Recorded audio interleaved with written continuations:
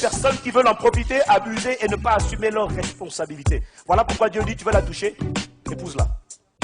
S'il n'y a pas d'alliance, et quand quelqu'un n'est pas lié, il n'est pas responsable.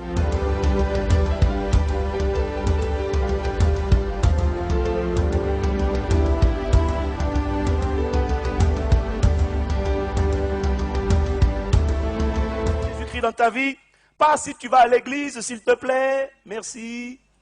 Mais si tu as reçu Christ dans la vie, dans ta vie, tu deviens lumière, lumière du monde. Et la Bible dit que ceux qui n'ont pas reçu Christ, dans 1 Jean chapitre 5 verset 10, je crois, je ne sais plus trop, la Bible dit que ceux qui n'ont pas Dieu ne sont pas enfants de Dieu. Tout le monde est créature de Dieu, mais tout le monde n'est pas enfant de Dieu. Ceux qui n'ont pas reçu Christ sont enfants du diable. Ça ne veut pas dire qu'ils aiment le diable, non. Ça ne veut pas dire qu'ils sont mauvais, non. Ça veut simplement dire qu'ils ne connaissent pas Dieu, ils n'ont pas de relation étroite avec eux. Et que ce qu'ils font n'est pas de Dieu, mais c'est du diable. Leurs œuvres, leur nature est corrompue, ils ne sont pas renouvelés, ils ne sont pas reconnectés avec Dieu. Ce n'est pas des gens que je dois mépriser, mais je dois juste comprendre que nous n'avons pas le même Père. Donc nous n'avons même pas la même constitution. Nous ne sommes pas dans le même royaume. Donc nous ne sommes pas soumis à la même autorité. Il est soumis à l'autorité du diable. Pas parce qu'il aime le diable, mais parce que ses œuvres prouvent qu'il fait ce que le diable aime. Alléluia. C'est 1 Jean 3, 10, pardon, c'est pas 1 Jean 5, 10. C'est 1 Jean chapitre 3, verset 10. Le premier critère, si tu te maries dans le royaume de Dieu, c'est-à-dire tu épouses quelqu'un qui a fait, non pas l'expérience d'une nouvelle église, mais l'expérience de la nouvelle naissance. Là, Dieu est OK avec toi. Parce qu'il y a des gens, ils vont à l'église. Tu calcules la sœur et tu vas à l'église. Non mais j'ai fait ça, donc je peux en parler. Et mon frère, je sais te reconnaître, toi qui fais... Je sais reconnaître ces genres de personnes, j'ai été dedans moi aussi. On va à l'église, on fait seulement de chanter, alléluia, on danse là. Ouais, que Dieu te bénisse, tu parles le langage des citoyens du royaume de Dieu, mais tu n'es pas dedans. C'est pas parce que tu parles français que tu as un passeport français, mon ami. Non. Dans le royaume de Dieu, il n'y a pas de clandestins. Il n'y a pas de faux papiers, il n'y a pas d'immigrés clandestins. Tu ne rentres pas. Les frontières sont barricadées par la gloire de Dieu. Tu vas passer par où? Tu ne rentres nulle part. Que quelqu'un me dise un bon amen. Voilà. J'aime dire la vérité. Je jubile quand je dis la vérité. Parce que je vois qu'il y a quelqu'un qui baisse la tête et qui est embarrassé, qui est mal à l'aise, qui commence à serrer les jambes, serrer les doigts, les mains. Dieu est là pour te délivrer ce matin, cet après-midi. Alléluia. Premier critère, tu dois te marier dans le royaume de Dieu. Ça veut dire que tu dois épouser une personne qui croit en Dieu comme toi. La Bible dit dans Amos chapitre 3 verset 3, 2 hommes peuvent-ils marcher ensemble sans s'être mis d'accord? Tu négliges ce principe, vous n'êtes plus d'accord. Vous êtes d'accord sur quoi? Vous n'avez pas la même vision. Vous n'avez pas la même croyance. Or, il a été démontré que la croyance détermine notre identité. Notre croyance, nos valeurs, nos croyances sont des choses qui soit nous mettent ensemble, soit nous séparent. Si vous n'avez pas la même foi, demain, là, quand il va dire, ok, mon enfant va s'appeler... Toi, tu dis, non, je veux qu'on l'appelle David. Non, il doit s'appeler David ou Jonathan. Non, moi je dis, il doit s'appeler... Tu fais quoi? Et la Bible dit, femmes sont soumises à ton mari. Quand tu épouses quelqu'un, s'il n'est pas soumis à l'autorité de la parole de Dieu, tu fais quoi? Bon, il prend l'enfant. Il n'est pas converti. Il prend l'enfant. Sa famille dit, chaque fois qu'un enfant naît, un enfant vient au monde, on doit le donner au vaudou. Tu fais quoi? Est-ce que tu vas venir les problèmes? Vous n'avez pas les mêmes valeurs. Vous n'avez pas la même vision. Vous n'êtes pas soumis à la même autorité. Vous n'êtes pas dans le même royaume. Donc vous n'obéissez pas aux mêmes lois. Et quand Dieu dit, marie-toi dans le royaume, c'est parce qu'il veut te protéger, il veut s'assurer que vous serez déjà à un premier niveau de moins d'accord. Deux personnes peuvent-elles marcher ensemble sans s'être mis d'accord? C'est pas possible. Que quelqu'un dise, c'est pas possible. Et en plus, la Bible dit, honore ton père et ta mère. Je suis obligé d'honorer les parents de ma mère. De ma femme, pardon. Sa mère, je dois l'honorer. Si son père était vivant, je dois aussi l'honorer. Donc, si tu épouses quelqu'un qui n'est pas converti, tu vas honorer son papa, le diable. Tu auras le beau-père. Et quand il vient s'installer dans le salon et qu'il impose les mains à tous les enfants, tu ne peux pas dire non, ne touche pas mes enfants. Tu es ton beau papa, tu vas faire comment? Ton beau-père, tu ne peux pas le chasser de la maison. Si tu épouses un enfant du diable, Satan va être ton beau-père, c'est clair.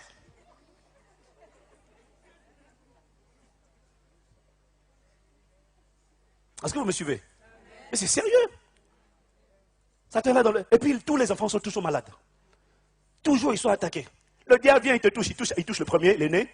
Tiens, reçois. C'est pas l'onction du Saint-Esprit, ça. C'est la poisse, reçois. Et toi tu es là, au nom de Jésus, non laisse. Mais Dieu te dit, mais qui t'a dit d'aller te marier hors de mon royaume? Vous devenez une seule chair, n'oublie pas ça. Vous devenez un. Tous les démons qui étaient en lui viennent en toi. Et tous les démons qui étaient en elle, mon frère, rentrent en toi. Quand Dieu dit quelque chose, Dieu ne explique pas toujours le pourquoi. Mais quand Dieu dit quelque chose, c'est que c'est bon. Quand Dieu dit tu ne voleras pas, quand Dieu dit tu ne haïras pas ton frère, vous pensez que Dieu dit tu ne haïras pas ton frère, tu aimeras le Seigneur ton Dieu. Vous pensez que Dieu dit tu m'aimes, faut aimer Dieu, faut m'aimer parce que tu crois que Dieu a un problème d'estime personnelle?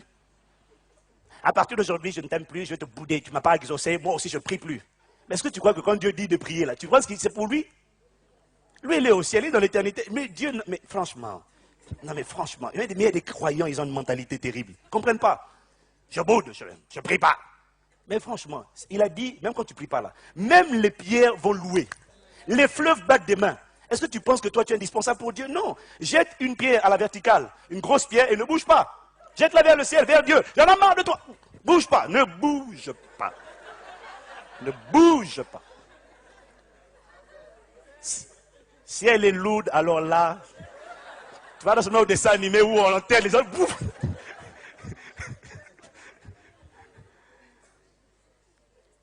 Lorsque Dieu dit aime, c'est parce qu'il sait que lui, il fonctionne dans l'amour.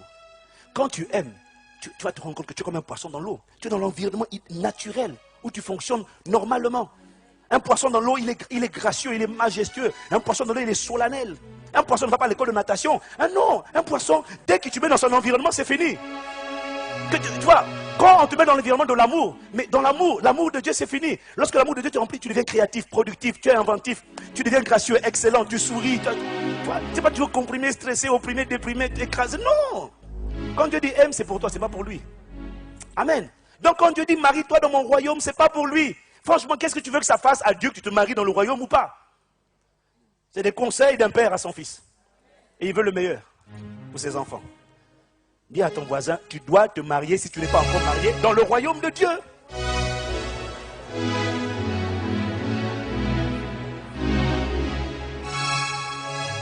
Bon, je sais qu'il y a quelqu'un qui ne sourit pas à côté de toi. Mais bénis l'Éternel pour lui et prie dans le fond de ton cœur, dis Seigneur, touche-le.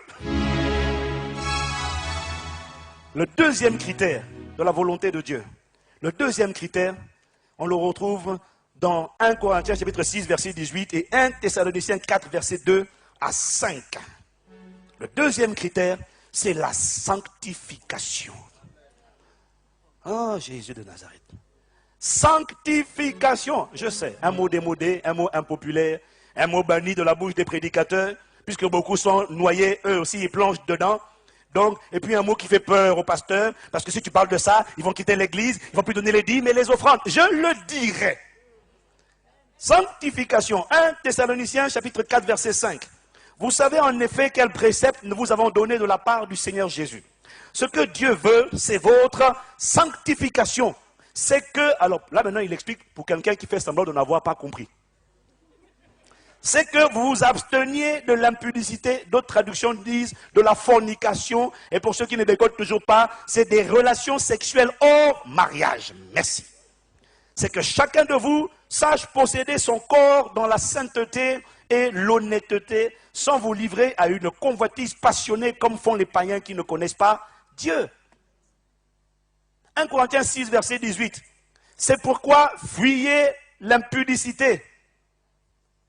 La version de Semeur dit fuyez les unions illégitimes. Tous les autres péchés qu'un homme puisse commettre n'impliquent pas intégralement son corps. Mais celui qui se livre à la fornication, c'est-à-dire au rapport sexuel hors mariage, pêche contre son propre corps. Tu te détruis toi-même. Ça, c'est non négociable. La Bible dit que tu ne t'appartiens pas. Ton corps est le temple du Saint-Esprit. C'est-à-dire ton corps est la propriété de Dieu. Mon corps ne m'appartient pas. Je ne peux pas en faire ce que je veux, le trimballer où je vais, parce que la Bible dit que Christ vit en moi. Donc quand je trimballe mon corps n'importe où, je suis en train de trimballer Christ n'importe où. Est-ce que tu te rends compte de ça? Est-ce que tu réalises? Ton corps ne t'appartient pas. Il a été racheté à un grand prix. Son sang a coulé pour que ton corps soit délivré de la malédiction. Voilà pourquoi en lui, ton corps peut de nouveau être guéri, même lorsque tu es malade. Ah. Alléluia. Bon, ça, ce sont les deux critères non négociables.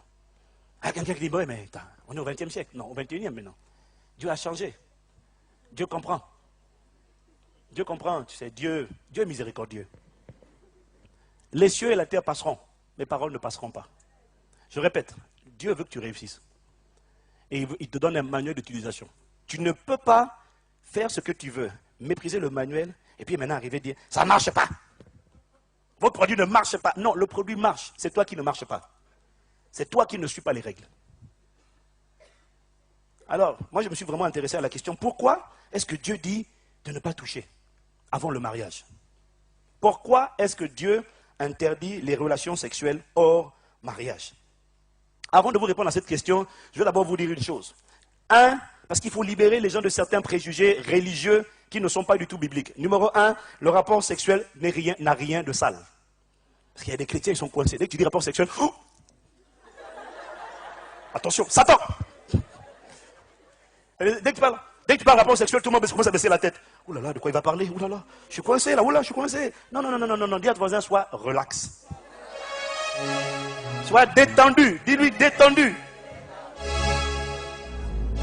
Ce n'a rien de mauvais. Si c'est Dieu qui a créé ça, c'est que c'est bon. À condition que ce soit fait dans le respect des principes et des lois de Dieu. Amen. Deuxième cliché qu'il faut enlever, c'est que le rapport sexuel n'est pas que pour procréer. Ça, c'est des préjugés religieux. Non, nous avons des rapports seulement lorsque nous avons décidé de faire un enfant. Non, non, non, non, non. Ça n'a aucun fondement biblique. La Bible dit ne vous privez point l'un de l'autre, sauf si c'est pour vaquer à la prière. Ne vous privez pas l'un de l'autre. Ça vous regarde. Ce n'est pas la peine de venir faire des rapports à l'église. Ça vous regarde. Quand vous êtes marié.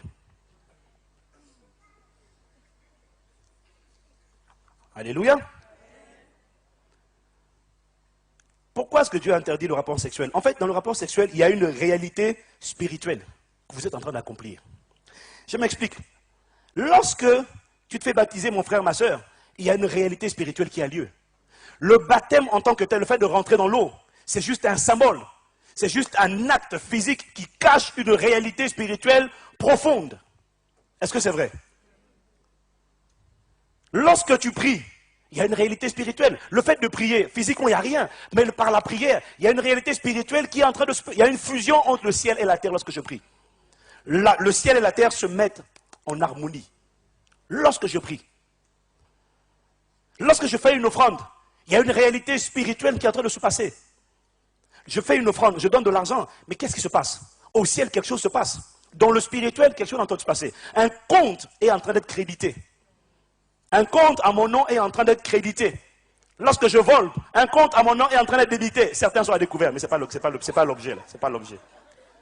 Certains ils sont dans le rouge et quand ils sont dans la galère, Seigneur, aide-moi. Dieu dit ton compte est à découvert. Seigneur Jésus. Et de la même manière, lorsque j'accepte Jésus dans ma vie, pendant que je fais la prière du salut, ici sur terre, il y a une réalité qui est en train de se passer. Quelque part, il y a un livre qui est ouvert dans le monde spirituel. Et puis mon nom est en train d'être inscrit dans le registre des naissances. Il y a une réalité. Donc par l'acte sexuel, il y a également une réalité spirituelle. Quelle est cette réalité? Comprendre ça, pour le comprendre, regardez. Il faut repartir dans l'Ancien Testament pour comprendre le temple de Jérusalem.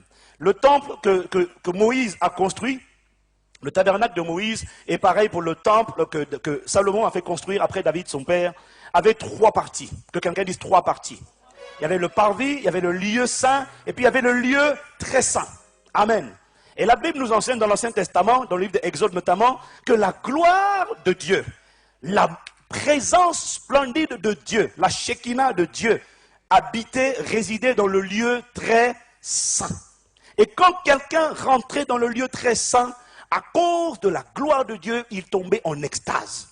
Il était tellement émerveillé que tout de suite, c'est comme s'il rentrait en transe. Ah, Dieu est là. Alléluia. La Bible nous dit qu'il y avait uniquement le souverain sacrificateur. Une seule personne. le souverain sacrificateur, celui qui avait reçu de Dieu le droit de franchir le voile, parce que le lieu saint et le lieu très saint étaient séparés par un voile. Et seul le souverain sacrificateur pouvait traverser le voile et entrer dans le saint des saints. Si quelqu'un n'était pas lié à Dieu, si quelqu'un n'était pas lié par cette alliance, si ce n'était pas le souverain sacrificateur, il tombait raide mort. Parce que Dieu ne plaisantait pas. Et la Bible dit que lorsque Jésus a expiré, le voile en question s'est déchiré par le milieu. Ça voulait dire que tous les croyants qui croiraient en Jésus-Christ, eux aussi, pouvaient désormais franchir le voile et entrer dans la présence de Dieu et expérimenter la gloire de Dieu, caractérisée par l'extase de sa présence. Alléluia. Et la Bible nous dit enfin que le sang de Jésus a été versé pour sceller cette alliance. Parce que lorsqu'il n'y a pas le sang, il n'y a pas de pardon des péchés. Et lorsqu'il n'y a pas le sang, il n'y a pas d'alliance. Est-ce que quelqu'un peut dire amen? Ce qui prouve la consommation d'une alliance, c'est lorsque le sang est échangé. C'est pour ça que lorsqu'un homme couche avec un homme, il n'y a pas de sang parce qu'il n'y a pas de voile. Il n'y a pas de sang, ce n'est pas un mariage. Même si demain on dit mariage, ce n'est pas un mariage. Un mariage, ce n'est pas des paroles, des échanges de vœux. Un mariage, c'est le sang qui coule. Il y a un contrat qui est fait. Pas un contrat, une alliance. Est-ce que vous me suivez? Donc ils ont beau inventer ce qu'ils veulent. Voilà, on va faire le mariage. C'est une abomination, ça n'a rien de biblique. Ils appellent ça mariage, Dieu dit c'est une foutaise. Oui, je suis vulgaire exprès. Il faut dénoncer certaines choses. Amen. Or, la Bible nous dit dans Hébreux chapitre 10 au verset 1 que tout ce qui est écrit dans l'Ancien Testament n'est qu'une figure, une représentation, une ombre des choses à venir. Ce n'était qu'une photo, une image, une ombre, une représentation. Ce n'était pas l'extrême réalité. Le temple de Jérusalem dans lequel la gloire de Dieu habitait, la Bible nous dit que c'était juste une représentation du temple à venir. Et 1 Corinthiens chapitre 6 au verset 19 nous dit que le véritable temple de Dieu, en réalité, c'est le corps de l'homme. Alléluia. L'Église est son corps. Et moi, à titre individuel également, je suis son corps. Est-ce qu'on est d'accord avec ça? Maintenant, qu'est-ce que nous découvrons? C'est que, comme je suis le corps, vous devez comprendre que Dieu a créé le corps de la femme, puisque la Bible compare la relation entre Dieu, Christ et l'Église à la relation entre l'homme et la femme. Amen. Dieu a créé le corps de la femme comme étant son temple, le corps même physique, spirituellement. C'est vrai que l'esprit est le temple. Mais physiquement, Dieu a créé le corps de la femme avec un lieu, avec un parvis extérieur, un lieu saint et un lieu très saint. Et le lieu saint, le lieu très saint de la femme, Dieu l'a protégé par un voile de naissance qui s'appelle hymen. Et le but de l'hymen dans la pensée de Dieu, c'est de réserver l'accès au Saint des Saints uniquement aux prêtres, au souverain sacrificateur, à celui qui est le chef, celui qui est lié à cette personne par une alliance. De la même manière que dans l'Ancien Testament, seul le souverain sacrificateur, parce qu'il était dans l'alliance, pouvait entrer. De la même manière, dans la pensée de Dieu, seul celui qui est lié à Dieu par la nouvelle alliance peut rentrer, peut franchir, au risque d'être un profanateur et d'être frappé par Dieu. Est-ce que vous me suivez? Et la Bible nous dit que l'homme est le chef, ou encore la tête, le sacrificateur, dans d'autres traductions, de son foyer. C'est lui qui représente Christ dans la maison. Donc, lui seul a le droit de franchir le Saint des Saints. Et que se passe-t-il? Lorsqu'il franchit le Saint des Saints, il expérimente l'extase, une transe. C'est vrai ou c'est pas vrai? C'est vrai ou c'est pas vrai? Qu'est-ce que Dieu essaie de nous dire dedans? Le rapport sexuel est une représentation de l'adoration qu'il y a dans le ciel. C'est tout. C'est une représentation de l'adoration. Et ça nécessite un protocole. C'est la représentation physique d'une expérience spirituelle bénie et bénéfique seulement pour ceux qui respectent l'alliance. L'alliance a pour but de protéger les deux parties. L'alliance a pour but de garantir que ce n'est pas n'importe qui, un irresponsable qui va entrer. L'alliance est toujours faite pour protéger les parties. L'alliance est faite pour éloigner les personnes qui veulent en profiter, abuser et ne pas assumer leurs responsabilités. Voilà pourquoi Dieu dit, tu veux la toucher, épouse-la. S'il n'y a pas d'alliance, et quand quelqu'un n'est pas lié, Mais il n'est pas responsable. Il vient, il va, il rentre, il sort quand il veut. Voilà pourquoi Dieu dit, il faut que ce soit fait dans le cadre de l'alliance. La pensée de Dieu, l'intention de Dieu, c'était de préserver, et c'est toujours de préserver la beauté et la pureté de la femme. Vous allez voir dans un enseignement plus tard, un autre jour, que la femme a un côté vulnérable que Dieu veut préserver. Voilà pourquoi il dit, si quelqu'un veut te toucher, qu'il t'épouse. S'il ne t'épouse pas, il ne te touche pas. Alléluia. Et le fait que le sang soit versé prouve que l'alliance a été scellée. Et la Bible dit que ton corps est le temple du Saint-Esprit, que tu ne t'appartiens plus à toi-même. Et la Bible dit que Dieu est un Dieu jaloux. Parce que mon corps est à lui. Ton corps, ma soeur, lui appartient. C'est un Dieu jaloux, il ne plaisante pas. Si tu veux exciter sa jalousie, Dieu ne plaisante pas. Toutes les maladies sexuellement transmissibles sont une conséquence juste de la profanation du temple. Là où il n'y a pas de profanation de temple, vous allez remarquer qu'il n'y a pas de maladie. Il n'y a pas de maladie. Ce n'est pas compliqué, ce n'est même pas la peine de chercher. Quand le temple n'a pas été profané, il n'y a pas de maladie sexuellement transmissible. Il y a même d'autres maladies qui ne sont même pas, même des maladies qui ne sont pas transmissibles sexuellement, même ces maladies-là, tu ne les trouveras pas. Là où il y a respect de l'alliance de Dieu, observation des lois et des principes de Dieu, il n'y a pas de confusion. L'obéissance emmène la bénédiction. La désobéissance emmène la malédiction et crée un dysfonctionnement. Alléluia. Le mot hymen vient du mot latin humaine. Du mot latin hymen ou encore du mot grec humaine qui veut simplement dire mariage. C'est la signification du mot hymen. C'est réservé aux sacrificateurs. Maintenant, la bonne nouvelle, c'est que la Bible dit que si quelqu'un est en Christ, il est une nouvelle création. Les choses anciennes sont passées. Voici toutes choses sont devenues nouvelles. Ça veut dire que tu ne savais pas. Tu es venu à Christ et Dieu te pardonne. Dieu te pardonne. Et 2 Corinthiens chapitre 11 au verset 2. Paul nous dit, je vous ai fiancé à Christ comme une vierge pure à un seul époux. Ça veut dire que Dieu te voit comme une vierge pure. En dépit de ma vie passée, en dépit de mes mauvaises expériences, en dépit de ce que j'ai laissé mon corps être profané, Dieu dit, il pardonne. Et il fait abstraction de ta vie passée, ton casier judiciaire devient vierge, et même ton corps, il le considère comme étant vierge. C'est le miracle de la justification. Les choses anciennes sont passées, et toutes choses sont devenues nouvelles. Mais si tu continues de profaner le temple de Dieu alors qu'il ne t'appartient pas, la Bible dit si quelqu'un détruit le temple de Dieu, Dieu le détruira. Il ne parlait pas du diable. Ce passage ne parle pas du diable. Ce passage parle des gens qui profanent volontairement. Parce que quand tu vas faire des rapports sexuels hors mariage, ce n'est pas le diable qui fait ça à ta place. Ce n'est pas le diable qui a du plaisir, c'est toi. Est-ce que tu crois que ça vaut la peine de détruire ta vie pour quelques secondes d'extase? Mon frère, ma soeur, on est tous passés par là. Dieu ne condamne pas, Dieu convainc. Mais il te dit, repens-toi. Repens-toi. À partir d'aujourd'hui, si tu comprends ce qui est dit, ne joue pas avec le temple de Dieu.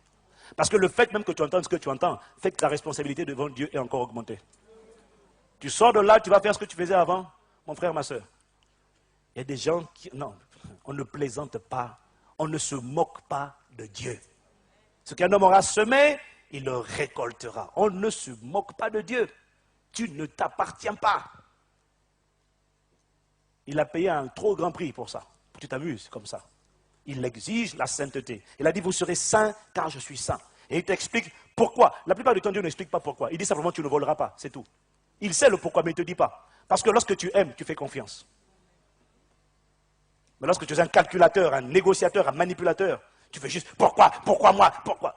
Mon frère, tu veux te détruire, ce n'est pas la volonté de Dieu. Si quelqu'un détruit le temple de Dieu, Dieu le détruira. Lorsque tu commences à prendre ton corps et à l'emmener n'importe où, Dieu va te combattre. Ce n'est pas le diable, c'est Dieu qui va te combattre. Et tu verras apparaître toutes sortes de maladies, de calamités, de catastrophes. Et non seulement tu verras apparaître ça, mais je vais te dire, je vais m'amener plus loin. Je vais m'amener plus loin. Dès lors que tu sais ce qu'il ne faut pas faire, et que tu le fais quand même. Regarde l'histoire de David avec Bathsheba. Qui, franchement, aimerait avoir des enfants demain? Qui lève la main. Ok. Qui aimerait avoir des enfants qui s'entretuent les uns avec les autres? Qui aimerait avoir des enfants dont certains violent leur propre sœur? Qui aimerait avoir des enfants qui sont tellement rebelles qu'ils sont prêts à tuer leur propre père? Qui? Personne. Il faut être sorcier pour faire ça. Personne n'a envie. Personne. Mais rappelez-vous, dans la vie, il y a des choses, on ne choisit pas de réussir ou d'échouer. On choisit d'obéir ou de ne pas obéir. Et l'obéissance ou la désobéissance fait tout le reste du travail à notre place. Qui aimerait avoir des enfants qui pratiquent l'inceste? Regardez David. Un péché avec Bathsheba. L'adultère avec Bathsheba. Relation sexuelle hors mariage avec Bathsheba. Regardez les dégâts qu'il a causés. Il a fait entrer un esprit d'iniquité, un esprit d'immoralité, qui ne sait pas, qui chez Salomon s'est manifesté par une propension, par une... comment on peut appeler ça? Comment peut-on avoir 700 femmes et 300 concubines? Non, franchement, 700 femmes, 300 concubines. Oui, non, on peut aimer Dieu. Il aimait Dieu. Mais 700 femmes, 300 concubines, qui d'ailleurs ont fini par l'éloigner de Dieu. Est-ce que vous croyez que David était content en tant que père de voir son fils être autant à donner? David avait quelques femmes, pas plus d'une dizaine. Son fils Salomon, il l'a multiplié par 70. 700 femmes et 300 concubines. Chez un autre fils, cet esprit d'immoralité a plusieurs... C'est comme, vous savez, c'est comme les virus qui mutent. C'est-à-dire, un coup ici, c'est perversion, obsession sexuelle. Un autre coup, chez un de ses fils, qui s'appelait Amnon, c'est l'inceste. Le gars, il tombe amoureux de sa propre sœur, Tamar, et il viole sa sœur, ensuite il la hait. Et son frère aîné, Absalom, voit ça, il tue maintenant Amnon. Wow. Chaque péché devant Dieu appelle un jugement. Dieu t'aime, Dieu pardonne, mais tu vas récolter. Et ce n'est pas la peine de dire, je ne comprends pas, pourquoi tu ne m'aimes pas, tu m'as abandonné, tu m'as laissé. Dieu a envie de te dire hypocrite. Non, mais non, tu es hypocrite, tu es malhonnête. Mon frère, la vie ne s'arrête pas aujourd'hui. Si tu ne sais pas comprendre certaines choses, la vie va t'enseigner, va te gifler. Aujourd'hui, depuis Adam et Ève, la terre est peuplée de plusieurs millions, milliards d'hommes et de femmes. Amen.